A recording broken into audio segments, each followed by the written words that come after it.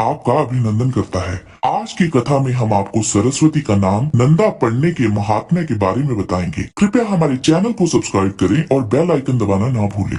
अगर आज की कथा पसंद आए तो लाइक का बटन दबा दें। आइए अब चलते हैं वीडियो की ओर। आज की कथा पद्म पुराण के सृष्टि खंड अध्याय 16 से ली गई है। एक बार की बात है, देवव्रत भीष्म जी ऋषि पुलस्त्य जी से पूछते हैं कि सरिताओं में श्रेष्ठ सरस्वती का नाम नंदा कैसे पड़ा। ऋषिवर बतलाने की कृपा कीजिए। ऋषि पुलस्त्य जी कहते हैं कि एक समय पृथ्वी पर प्रभंजन नाम से प्रसिद्ध महाबली राजा थे। वे वन में शिकार कर रहे थे और उन्होंने एक झाड़ी के भीतर एक मृगी को देखकर अपने तीक्ष्ण बाण से उसे भीड़ डाला। आहत मृगी ने राजा को देखकर बोला, ओ मूढ़, ये तूने क्या किया? मैं नीचे को मुंह किए अपने बच्चे को दूध पिला रही थी और तूने मुझ निरपराध को निशाना बनाया। ये तेरा कर्म पाप पूर्ण है, इसीलिए तू कच्चा मांस खाने वाले व्याघ्र की योनि में पड़ेगा। मृगी की ये बात सुनकर राजा व्याकुल हो मृगी से बोले कि कल्याणी, मैं नहीं जानता था कि तू बच्चे को दूध पिला रही थी। मेरा ये अपराध अनजाने में हुआ है, अतः मुझे तेरे इस श्राप का निवारण भी बता। राजा के ऐसा कहने पर मृगी बोली, राजन, आज से 100 वर्षों के बाद यहाँ नंदा नाम की एक गौ आएगी। उसके साथ तुम्हारा वार्तालाप होने पर तुम्हारे श्राप का अंत हो जाएगा। मृगी की कथा अनुसार प्रभंजन व्याघ्र हो गए। उस व्याघ्र की आकृति बड़ी घोर और भयानक थी। वह उस वन में काल के वशीभूत होकर अन्य पशु पक्षियों को मारकर खाने लगे, किंतु उन्हें जिस पापवश ये योनि मिली वह उन्हें पूर्णतः स्मरण रहा। कभी कभी वे इस बात का विलाप भी करते और सोचते कि कब मेरा ये श्राप खत्म होगा। अब उस व्याघ्र को उस वन में रहते हुए 100 वर्ष हो गए और एक दिन एक गौओं का झुंड वहां आया। वहां ग्वालों के रहने की व्यवस्था की गई, गौओं के लिए बाड़ लगा दी गई। गोचर भूमि तो वहां थी ही, धीरे धीरे वह स्थान गौओं से भरा पूरा हो गया। उन गौओं के झुंड में एक रिष्ट पुष्ट तथा सदा संतुष्ट रहने वाली गाय थी जिसका नाम नंदा था। वह ही सबकी प्रधान थी। एक बार वह चरते चरते बाकी झुंड से बिछुड़ गई और बाघ के चंगुल में फंस गई। बाघ उसे देखकर बोला, आज विधाता ने तुझे मेरा ग्रास बनाकर उपस्थित किया है। बाघ की ये रोंगटे खड़े कर देने वाले निष्ठुर वचन सुनकर गाय को अपने चंद्रमा के समान कांति वाले सुंदर बछड़े की याद आने लगी। उसका गला भर आया और वह भरे गले से हुंकारने लगी। उस गाय को अत्यंत दुखी हो क्रंदन करते देख बाघ बोला, अरे गाय, संसार में सब लोग अपने कर्मों का ही तो फल भोगते हैं। तू स्वयं मेरे पास आ पहुंची है, तेरी मृत्यु आज नियत है, फिर व्यर्थ क्यों शोक करती है? अच्छा ये तो बता कि तू रोई क्यों? बाघ का प्रश्न सुनकर नंदा ने कहा, ये व्याघ्र, मैं जानती हूँ कि तुम्हारे पास आए हुए प्राणी की रक्षा असंभव है, किंतु मैं अपनी मृत्यु के लिए शोक नहीं करती। अभी नई नई अवस्था में ही मैंने एक बछड़े को जन्म दिया है। पहला बच्चा होने के कारण वह मुझे बहुत प्रिय है। मेरा बच्चा अभी दूध पीकर ही जीवन चलाता है और इस समय वह गोश्त में बंधा हुआ है और मेरी राह देख रहा है। मुझे यही शोक हो रहा है कि मेरे ना रहने पर मेरा बच्चा कैसे जीवन धारण करेगा। मैं पुत्र स्नेह के वशीभूत हो रही हूँ और उसे दूध पिलाना चाहती हूँ। मुझे थोड़ी देर के लिए जाने दे, मैं अपने बछड़े को दूध पिलाकर उसका मस्तक चाटूंगी और उसे हित अहित का उपदेश करूंगी। फिर अपनी सखियों की देख रेख में उसे सौंप कर तुम्हारे पास लौट आऊंगी। मैं तुम्हें वचन देती हूँ।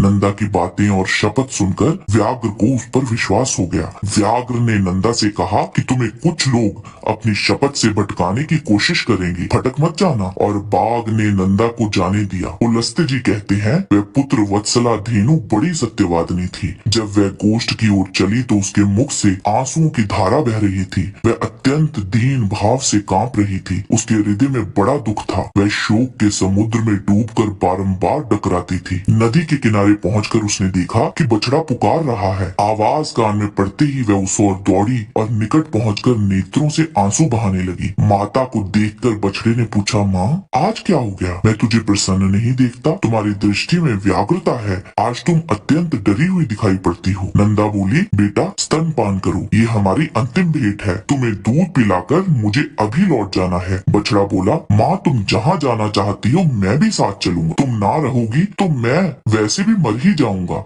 नंदा ने कहा, बेटा जिस समय जिसकी मृत्यु नियत है उसी की होती है। मेरे वचनों का पालन करते हुए तुम यही रहो, मेरी यही इच्छा है। जल के समीप तथा वन में कभी प्रमाद न करना, प्रमाद से सभी प्राणी नष्ट हो जाते हैं। लोभवश कभी भी किसी दुर्गम स्थान में चरने के लिए न जाना, क्योंकि लोभ के कारण विद्वान व्यक्ति भी कभी कभी पाप कर बैठता है। और इस तरह से नंदा ने अपने बछड़े को बहुत सा दुर्लभ ज्ञान प्रदान किया। बेटे को प्रेम दान देकर वो अपनी गोपियों के पास गई और उन्हें सारा वृतांत कह सुनाया। उनसे अनजाने में हुए किसी भी अपराध के लिए क्षमा मांगते हुए अपने बेटे का ख्याल रखने के लिए कहा। यह सब सुनकर उन सबको बड़ा दुख हुआ और उन्होंने उसे रोकने का प्रयास किया, किंतु नंदा बोली, बहनों दूसरों के प्राण बचाने के लिए मैं असत्य कह सकती हूँ, परंतु अपने जीवन की रक्षा के लिए मैं कतई झूठ नहीं बोल सकती। तदंतर गोपियों से मिलकर तथा समस्त गौ समुदाय की परिक्रमा करके वहाँ के देवताओं तथा वृक्षों से विदा लेकर नंदा चल पड़ी और उस स्थान पर पहुंची जहाँ वह भयानक आकृति वाला व्याघ्र बैठा था। नंदा के वहां पहुंचने के साथ ही उसका बछड़ा भी अपनी पूंछ उठाए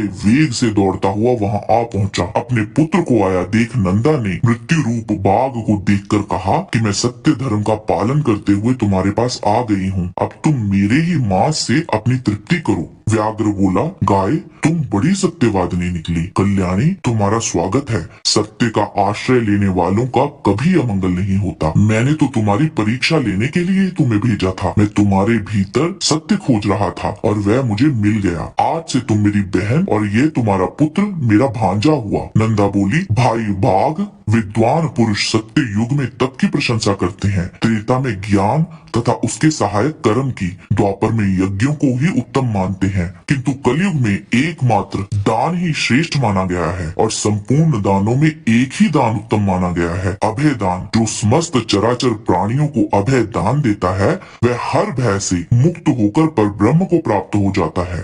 बाघ ने ये सुन नंदा को अपने बारे में सब बताकर उसका नाम पूछा तो नंदा ने कहा, भाई मेरे स्वामी का नाम नंद है और उन्होंने ही मेरा नाम नंदा रख दिया। नंदा का नाम कान में पड़ते ही राजा प्रभंजन श्राप से मुक्त हो गए और उन्होंने अपना पहले सा शरीर प्राप्त कर लिया। इसी समय सत्य भाषण करने वाली नंदा का दर्शन करने के लिए साक्षात धर्म वहाँ आ पहुँचे और बोले, नंदे मैं धर्म हूँ, तुम्हारी सत्य वाणी से आकृष्ट होकर यहाँ आ पहुँचा हूँ, तुम मुझसे कोई श्रेष्ठ वर मांग लो। उनके यूं कहने पर नंदा ने कहा, धर्मराज आपकी कृपा से मैं पुत्र सहित उत्तम पद को प्राप्त हो जाऊं तथा यह स्थान मुनियों को धर्म प्रदान करने वाला तीर्थ बन जाए और देवेश्वर ये सरस्वती नदी आज से मेरे नाम से प्रसिद्ध हो जाए। देवी नंदा तत्काल ही पुत्र सहित सत्यवादियों के उत्तम लोक को चली गई। राजा प्रभंजन ने भी अपने राज्य को पा लिया और सरस्वती नदी का नाम नंदा रख दिया गया। जो मनुष्य वहां आते समय सरस्वती के नाम का उच्चारण मात्र कर लेते हैं वे जीवन भर सुख पाते हैं और मृत्यु के पश्चात देवता होते हैं। अष्टमी के दिन जो लोग सरस्वती में स्नान करते हैं वे मृत्यु के बाद स्वर्ग में पहुंचकर सुख भोगते हैं। सरस्वती नदी